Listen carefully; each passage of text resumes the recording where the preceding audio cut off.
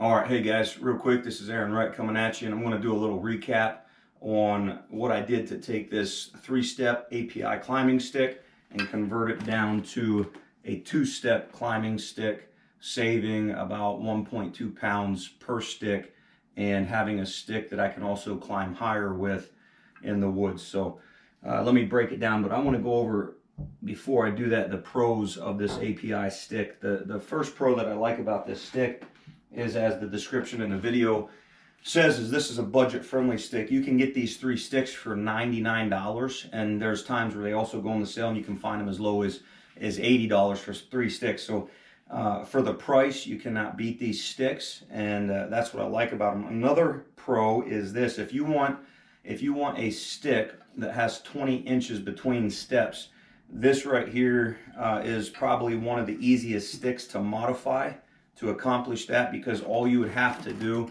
is reverse the Versa button with the 2nd step and put the 2nd step at where the Versa button is, cut the top off, and then you will have essentially a step that has 20 inches, and you would also shave some weight on that. So I decided to go with a 24.5-inch stick, and I have 22 inches between my steps. Right now, from the factory, they have 14.5 inches between the steps. So that's just really it's just too close for the weight. You really can do yourself a favor by cutting that down and adding 8 inches or so in between those steps. Save some weight. So what I have here is from the factory. These sticks weigh, with the buckle, these buckles weigh right at 6 ounces from the factory. Altogether, this stick weighs 3.55 pounds. After I have modified this and brought it down to my liking, this stick that I've modified, it weighs 2.4 pounds. So I shaved some weight off that. I'm going to go over the process of how I did. Again, this is a 24.5-inch stick.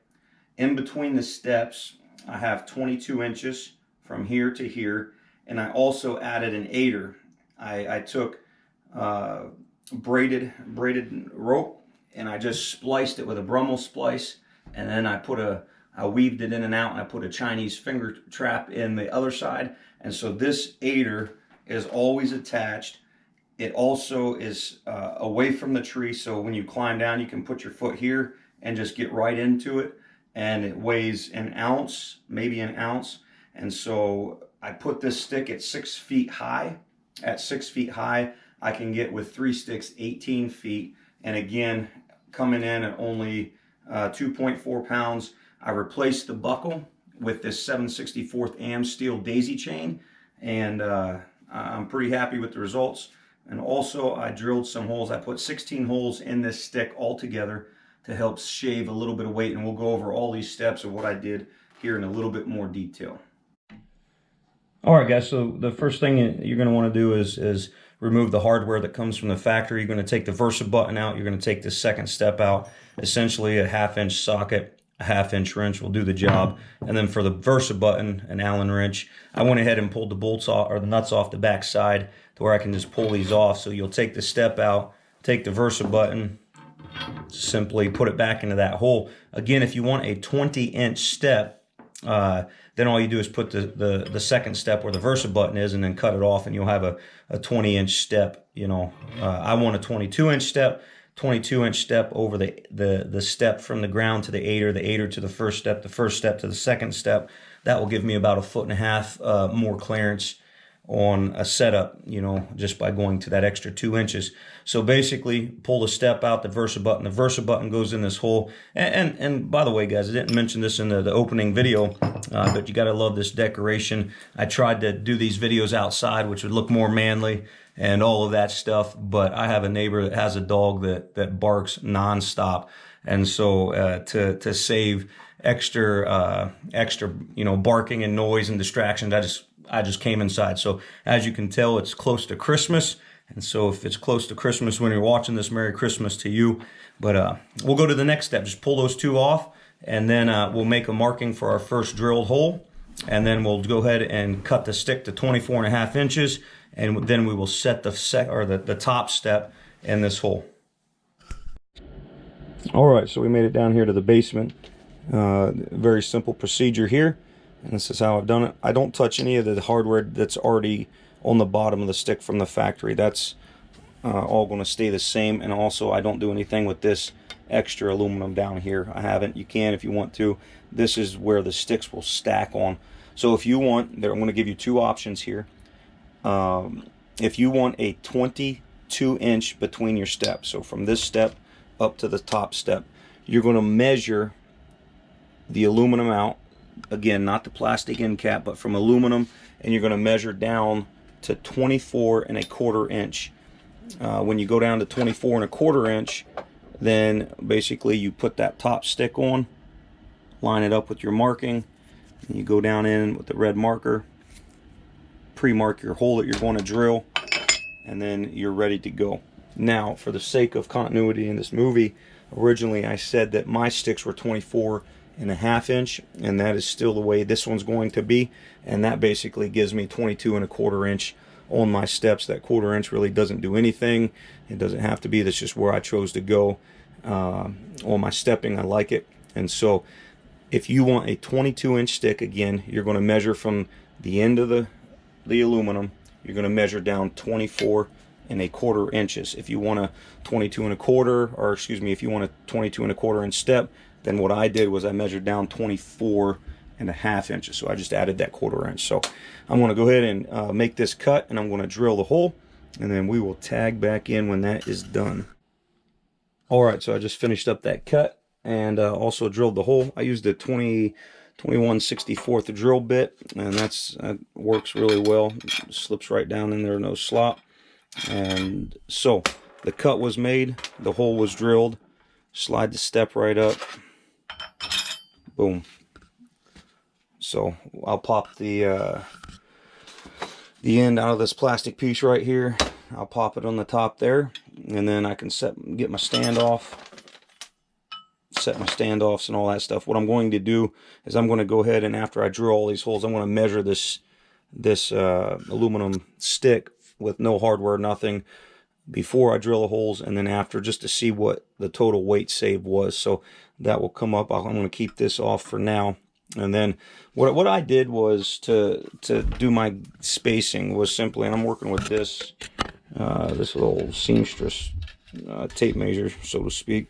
I'm working with this guy. Basically, I just took and laid it out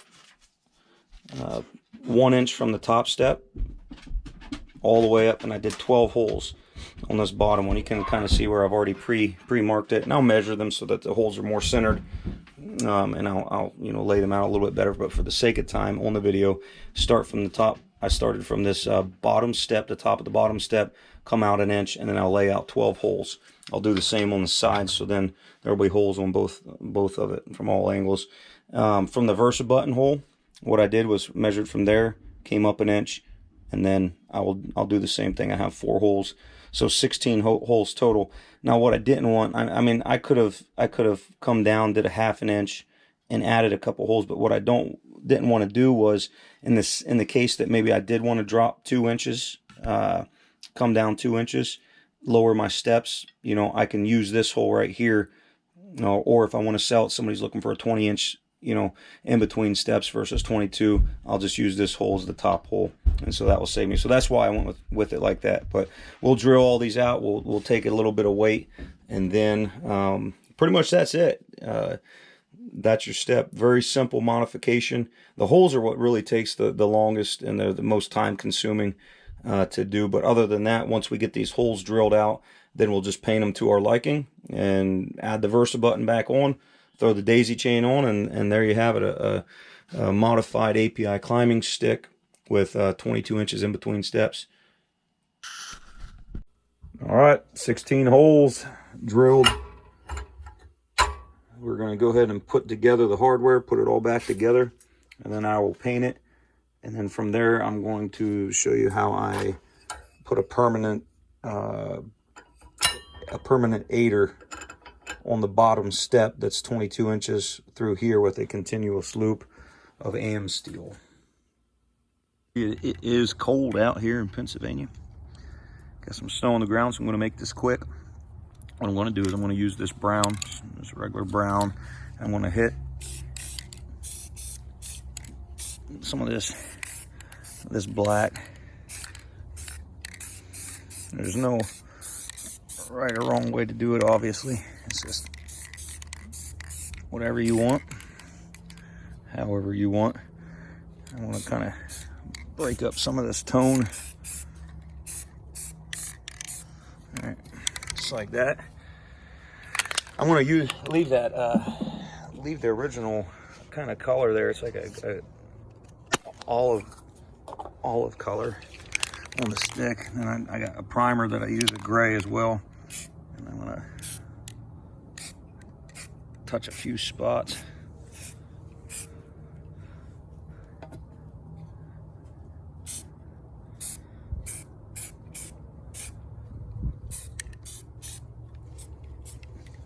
Like so. I'm going to take that back inside, and then I'm going to let it warm up, and then when this kind of dries, just do the old technique, the sponge technique. I'll come back over it and just basically spray the sponge, and then you'll dab it, and that'll kind of give it a little better texture, you know, and we'll go from there. So sponge technique. Trying to remember who I have watched their YouTube channels who essentially showed me how to do this or gave me the idea. I definitely am not an original thinker of this technique, and I'm sure it's been around for years, but it does a pretty good job of just, you know, putting like some type of texture, 3D look. Soak your sponge. Don't do what I just did there and smear. Let's try to dab it out. And I'm only going to show this side just because how cold it is out here. I'm going to just get it done and get it back in the house to where it can dry. But essentially, there you go. Just simple adding 3D texture. Makes it look good. If you keep that olive green, the original one, on there, then you kind of have a three-tone color. Might end up adding a darker olive green in there just for kicks and giggles. But anyway, I want to let this dry.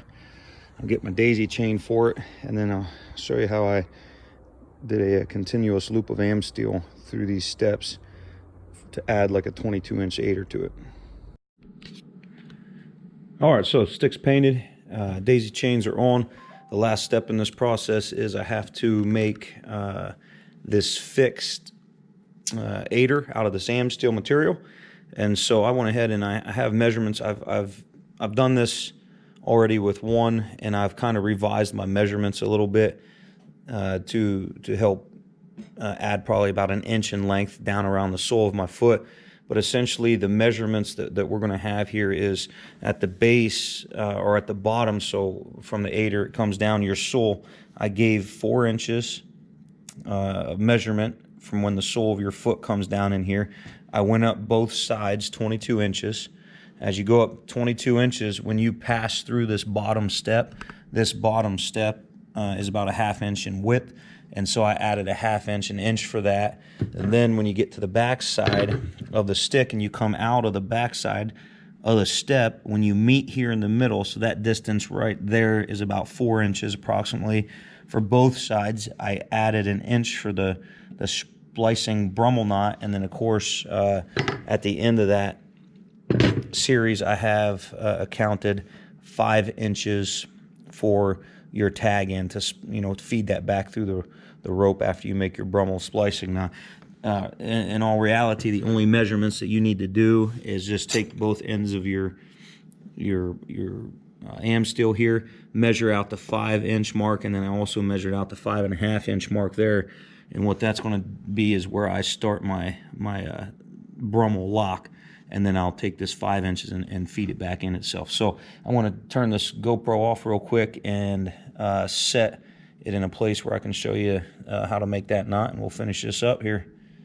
All right, so I fed each end right through the face, angling backwards to the back, fed them through. And so at this point in time, what I'm going to do is I'm going to just go ahead and do that splicing Brummel knot. And I marked that both of those in, so that was the 5-inch marks. That's the 5.5, just to give me kind of a reference point of where I wanted to start that. Now this guy right here might end up giving me a little problem. Might have to get some tape on it, but try to cram that in the back of the fit here. Stuff it in there. Yeah, that'll work good. Go ahead and push that through. All right, that will work.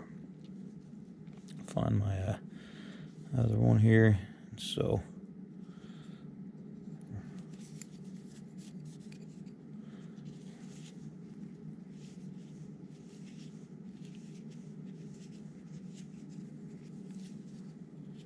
stuff that in the back. Same thing. All right. So there you have it. Pull that together, and that will lock itself right there. And that's not gonna pull out either way. So you're secure there. We're gonna go ahead and now take this. It makes kind of like a butterfly. So we're gonna do a 180 tag in back up this way. So what I'll do here is just kind of go ahead and give this AM still a little pre-fluff. I'm going to attempt to use this bigger fid. I'm not sure if it's going to work the best, but we'll give it a shot.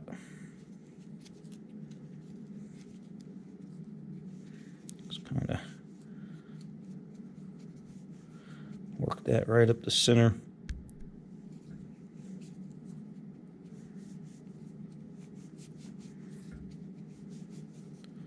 Like so. And I want to definitely go past that 5-inch mark. And that's probably plenty.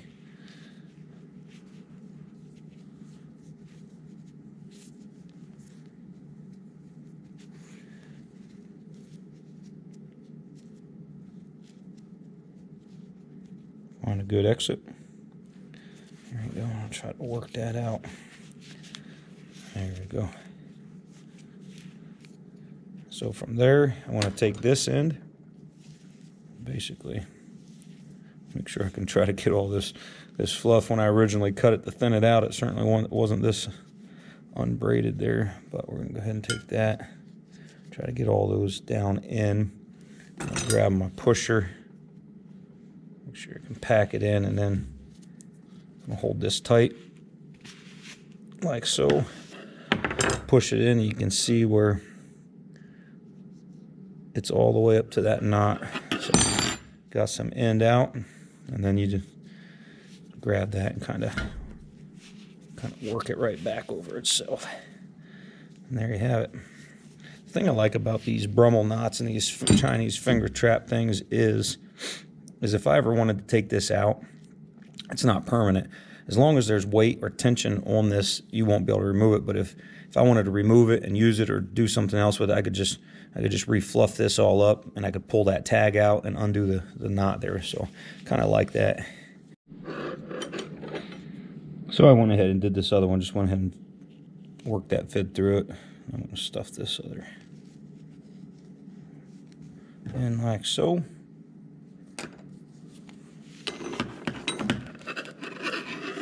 Push it through. Grab the end. Here it is, right up to that knot, and then just slowly work it through.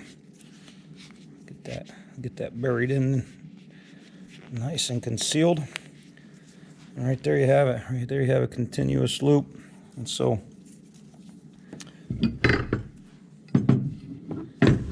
ahead and flip it around, and then I'll just pull it through. Now, the goal is here to get